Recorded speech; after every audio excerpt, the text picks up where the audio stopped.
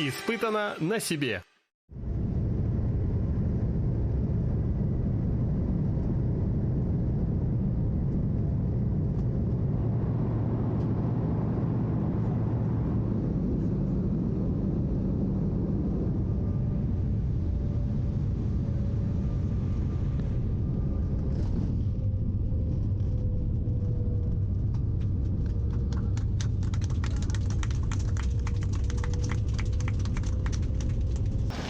Всем привет уже с казахстанской земли. Пошел дождик, это значит погода встречает. Но с некоторых пор меня дождик уже не пугает. Похоже, будет хорошо, да? Сегодня уже с собой привез. У меня даже что в отпуске, что в экспедиции. Килограммы не меняются в рюкзаке, все одно и то же.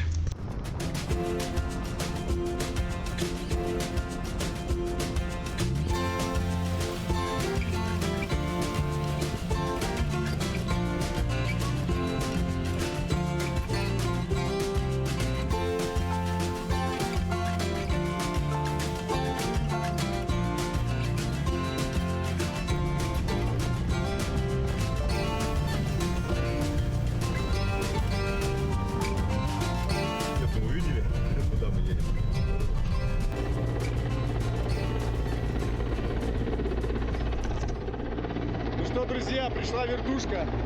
Сейчас нас закинут на 2800, а с 2800 мы должны будем подняться на 4500.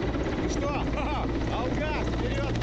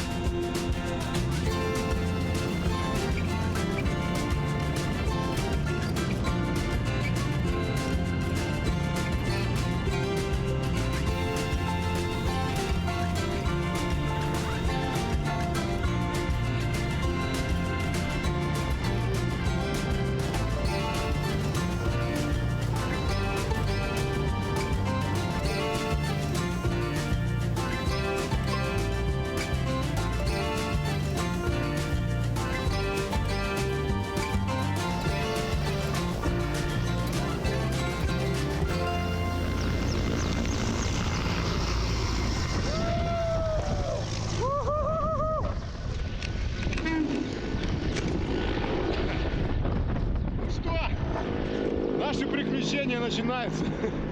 Да, идем туда. Наши приключения.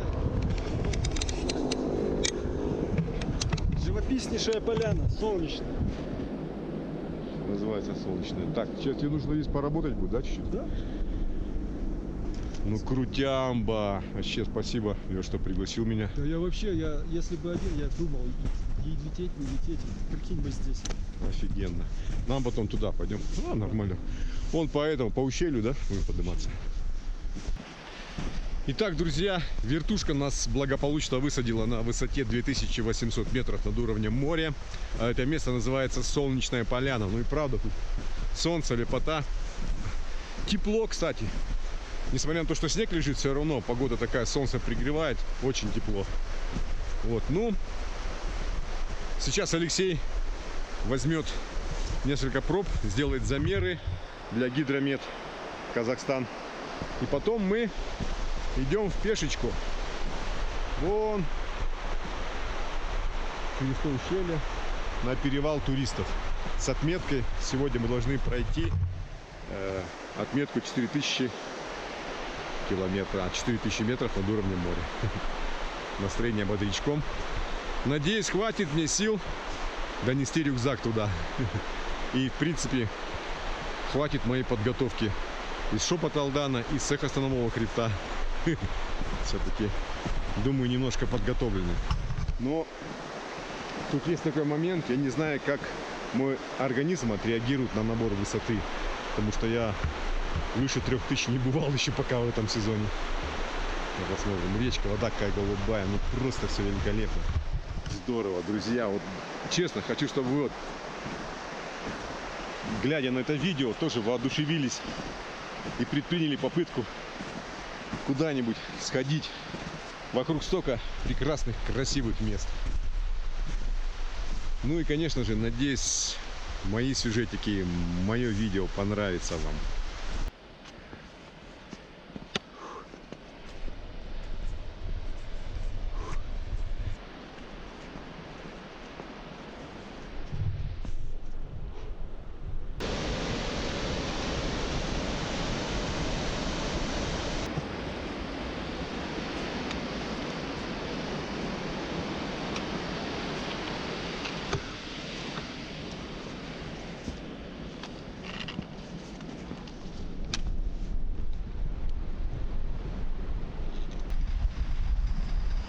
Что, друзья, наш первый пит-стоп.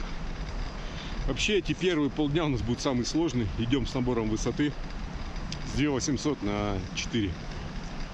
Вот. Перед самым тяжелым подъемом основным надо подкрепиться. Знаете, покушать мы всегда любим, тем более на природе. Ну, бон аппетит!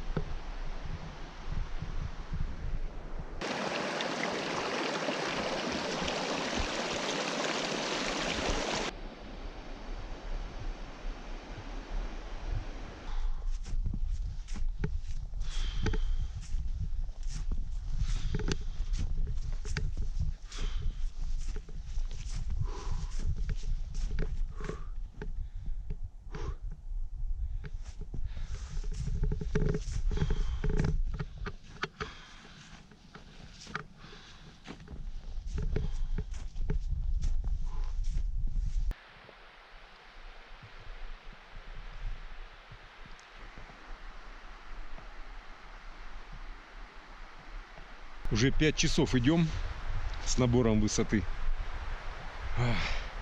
И оказалось, что только разминка самое сложное еще впереди. Мы только-только подходим к перевалу. Ну, что-то по времени однодневный переход у нас не получится. Скорее всего, придется заночевать у подножия перевала. Завтра с утречка мы его бодрячком и заскочим на него. Потому что там я хотел время провести на нем, поснимать. Полетать коптером. И на камеру поснимать. Ну, честно, То ли высота так действует, то ли что, не знаю. Прям уж тяжело идти с непривычки вообще. Фу.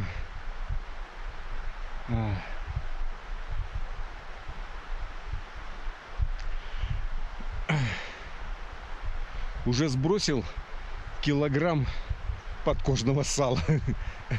А все еще только прелюдия. Сложно еще впереди.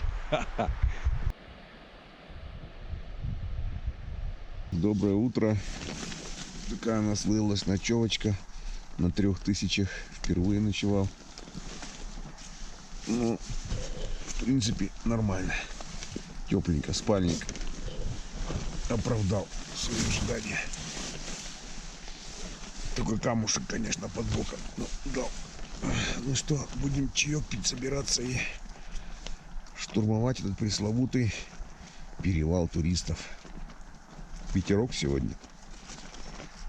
Благополучно переночевав как раз у самого подножия перевала, с утра мы отправились на его штурм.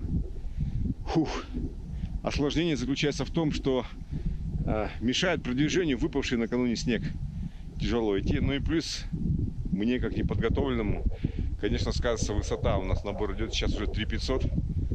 Ну, 4000 это у нас будет пиковая. Думаю, справлюсь. Пока идем.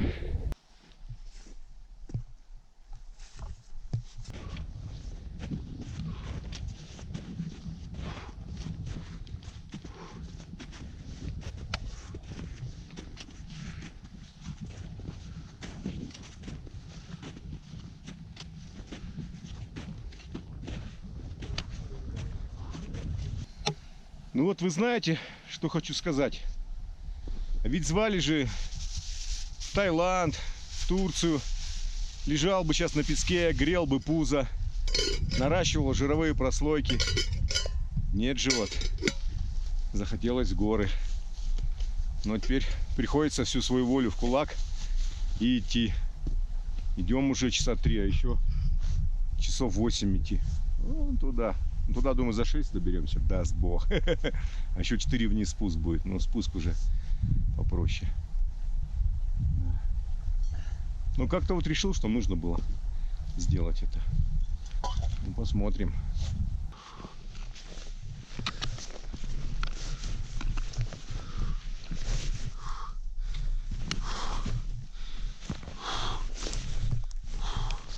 Ну все, подошли почти практически к перевалу. Дело за малым.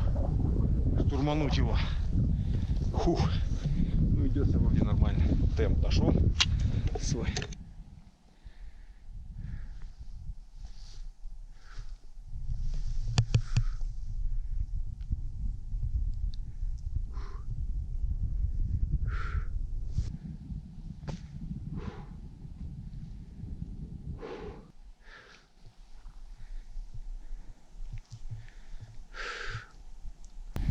Время 3 часа, и мы добрались к подножию перевала.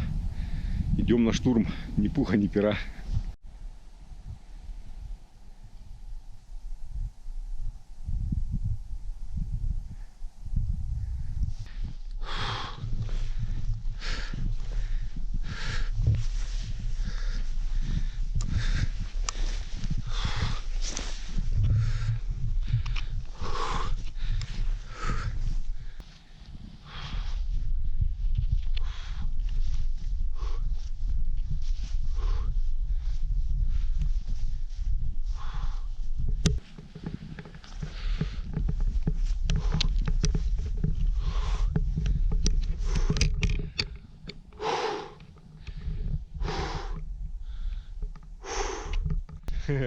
Ну что, друзья, мы это сделали. 4000 метров над уровнем моря. Перевал туристов.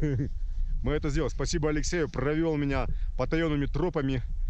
Ну, скажем, 3 мы прошли, да, сегодня? Огромное спасибо тебе. Ты очень сильный напарник. Я думал, медленный. Просто... 3 была сегодня? Конечно, потому что очень много снега, в среднем 50 сантиметров, если брать по маршруту. Плюс ночевка еще. Да, это нереально ходить в таких условиях. Но мы это сделали. Мы это сделали, супер.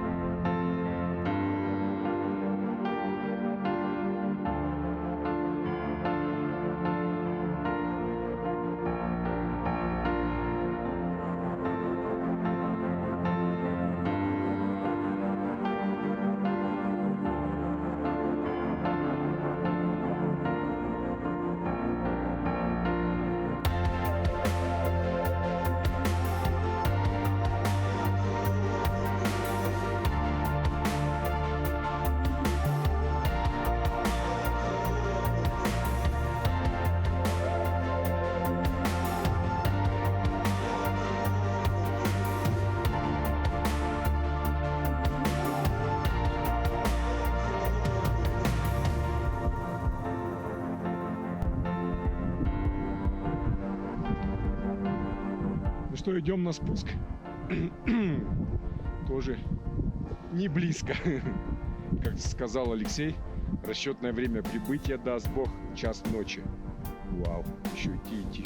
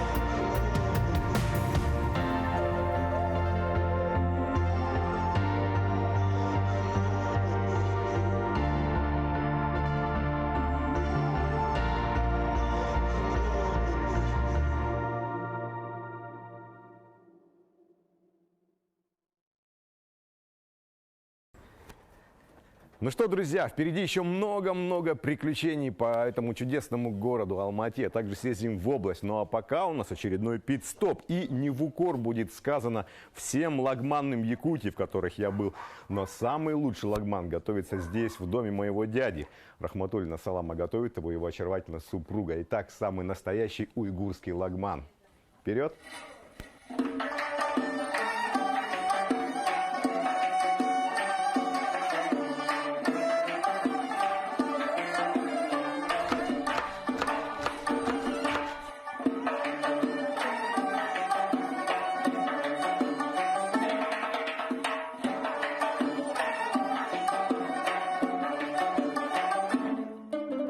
Сегодня мы готовим настоящий уйгурский лягмян. Вот мы всегда так готовим. Домашний лягмян такой был. Какие ингредиенты основные для лагмана? Основные, да, ингредиенты это, ну, самое главное, мясо. Без мяса это лягмян, не лягмян. Лук, да. Потом вот стручки чеснока. А это фасоль, стручковая фасоль. А это сельдерей и перец. В казан положили мясо. Чтобы оно было мягкое, мы его на медленном огне тушим в собственном соку. Вот. Сколько по времени будет тушиться? Ну, по времени полчаса. Как вода, да, уйдет с мяса, будет масло, тогда положим лук и все остальные ингредиенты. Кроме баклажан. Баклажаны мы обжарим отдельно. Это приправа к лапше обычно у нас. Многие так делают. Вот джусяй с яйцами. Потом сделаем джусяй с уксусом и с перцем, с чесночком. И баклажаны с перцем. Это добавка к лягмяну сверху ложится. По вкусу. Ну что, пришло время. Да, пришло время ложить зелень. Вот, лук уже обжарился. Теперь ложим зелень. Вот стручки, фасоль и сельдерей сразу положим.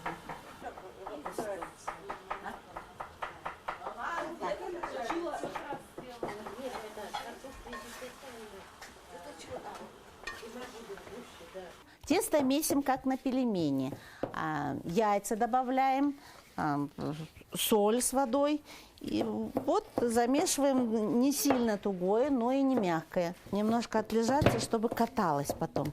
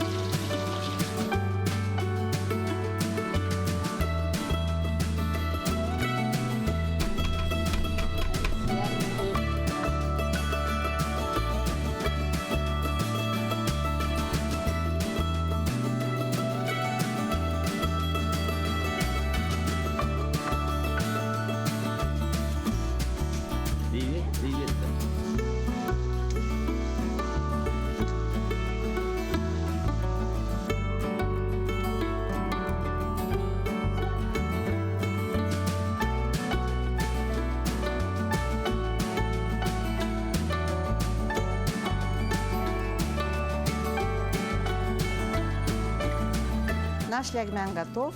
Вот, пожалуйста, добро пожаловать в уйгурский лягмян. Хушкепсле, тамахны и растигинла. Ну что, друзья, вот он, настоящий сладкий момент настал. Будем вкушать настоящую уйгурскую кухню. Ну все, приятного аппетита. Еще есть такие ингредиенты. Дополнение к основному блюду. Это джусай. С яйцами. Это я просто люблю это. Очень люблю эту траву, приправу. Дальше. Баклажанчики сверху. Как дополнительный соус. Заместо всяких майонезов и кетчупов. Натурпродукт. И вот чуть-чуть поострее. Не совсем острое, но чуть-чуть остренького. Вот. Но если вдруг вам когда-нибудь покажется и этого мало, и захочется настоящей перчинки, то есть приправа, которую я обязательно с собой привезу в Якутию, называется лазджан. Правильно произнес же, да? Да, правильно. Только тут надо аккуратненько, вот такую вот маленькую кусочек беру сюда, раз и ставлю. И вот это уже будет настоящая перчинка. Ну что, Огнетушитель. а теперь все это будем употреблять в пищу. Вы не представляете, насколько это все вкусно. Ладно, не буду дальше показывать конец эфира. Испытано на себе.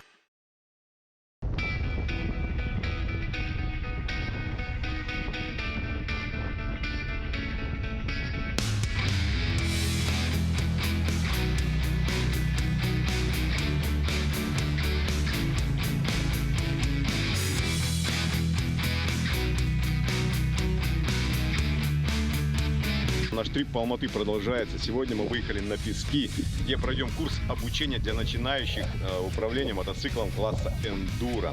Очень много ошибок прощают. Ты не попал в трассу, выскочил, там довольно мягко, да, ты проехал. Я только что так сделал. Даже если ты упал, то опять же ты падаешь не на камни, не в обрыв, не в скалы, там куда-то, не в деревья. Поэтому я всегда говорю, что вот здесь надо тренироваться, это отличный полигон. Поэтому надо здесь отрабатывать вот навыки вождения. Первые шаги! Добрый путь! Мы находимся в районе поселка Косозень.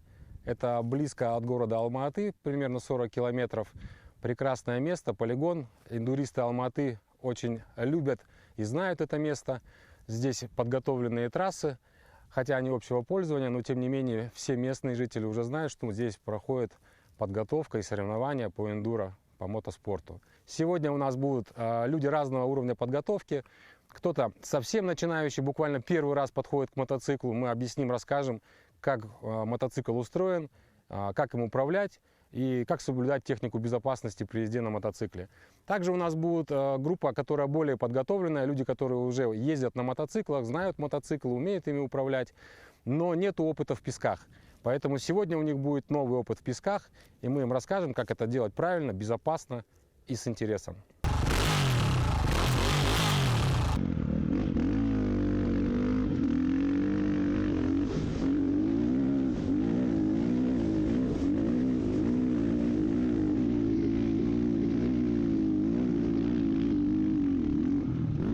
Сегодня мы попробуем езду на двух мотоциклах.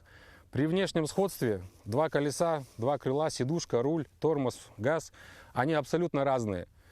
Это мотоцикл класса эндуро KTM 500EX. Он предназначен для более длительных, более дальних переездов. У него более большой бак, длинные скорости и более мягкие подвески. Это мотоцикл Honda CRF-R, 450 кубиков объем. Это чистый классический кроссовый мотоцикл. Он предназначен для коротких, резких дистанций, для прыжков, для трамплинов. У него расположение вилки передней немного другое, чем у эндуро. Это позволяет ему более комфортно проходить повороты, более стабильно проходить на поворотах. Также вилка более жесткая. Все настройки здесь более жесткие, что позволяет приземляться с больших трамплинов, с больших высот. Этот мотоцикл более комфортный. Для эндуро я рекомендую, конечно, именно эндуро, потому что кросс на больших скоростях, на длинных дистанциях он начинает греться, потому что у него нет вентилятора, у него, значит, скорости короткие, ему тяжело. На этом мотоцикле вы можете ехать и отдыхать при правильной посадке, при правильном чтении рельефа и местности.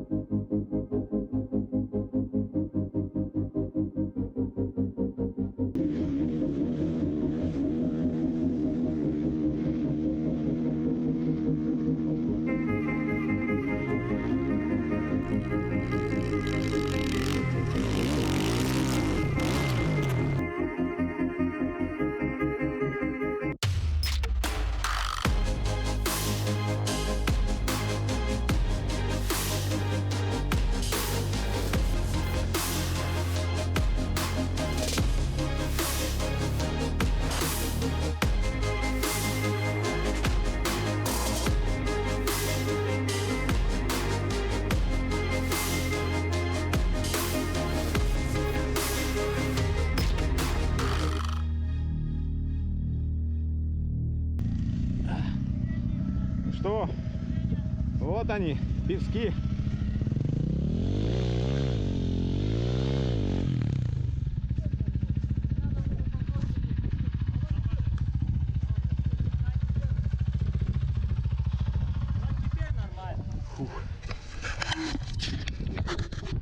Ну, ребятки, скажу я вам, на песке нужно уметь ездить.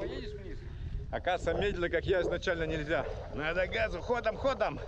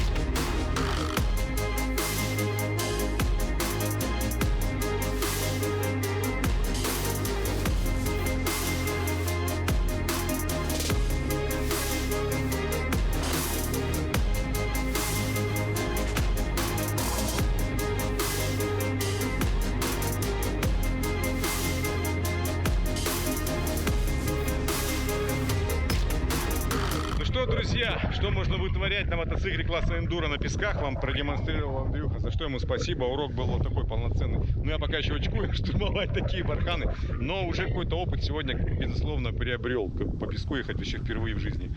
Вот так вот. Испытано на себе. Итак, друзья, наш автотрип по Алматинской области продолжается. И сейчас мы едем в одно очень знаковое место. И не просто для всех знаковое, для меня это особенное место, но об этом я чуть позже расскажу. Но пока посмотрите, с кем, какие попутчики у меня. It's guys in Nepal. Друзья из Непала. Привет. Nepal, yes. Саха, hello. Saka, hello. Скажи, welcome, Саха. Welcome, Saka.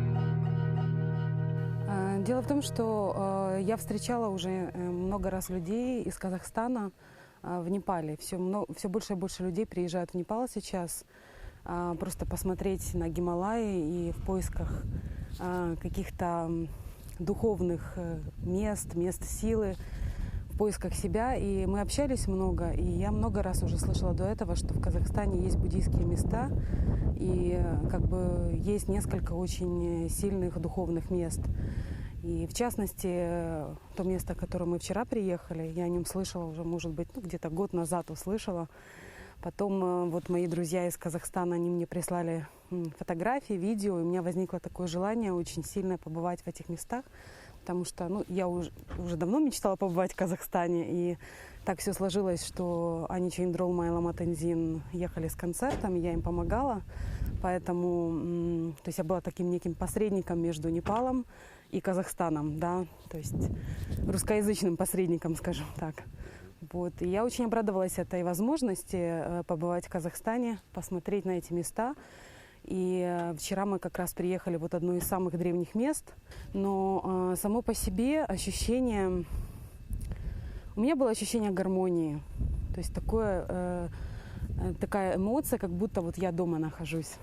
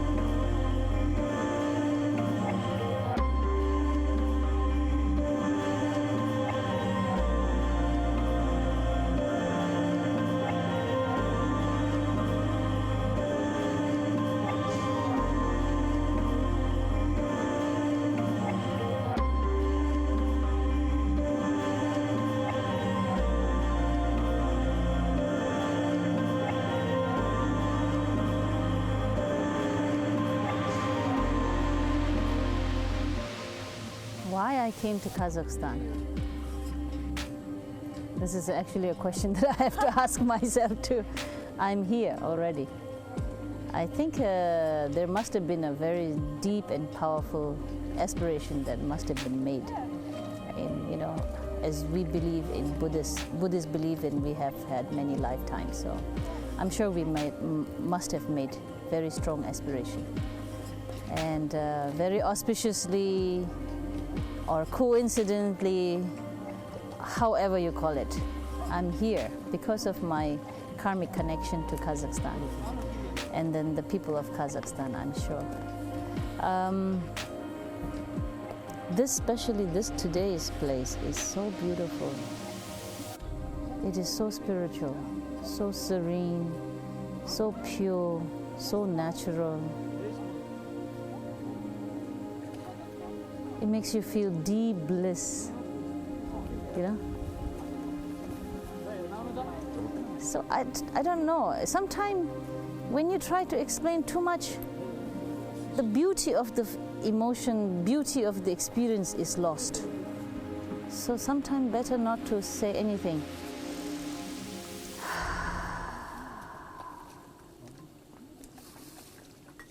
Thank you. Life is good. Ну что, друзья, вот и подошел к своему завершению мой Алматы-трип. Сегодня отправляюсь на родину, в Якутии. Судя по тому, где я был, что успел посмотреть, что заснять, это просто целая маленькая жизнь. За это спасибо Казахстану и отдельные слова благодарности Алмате, этот город люблю.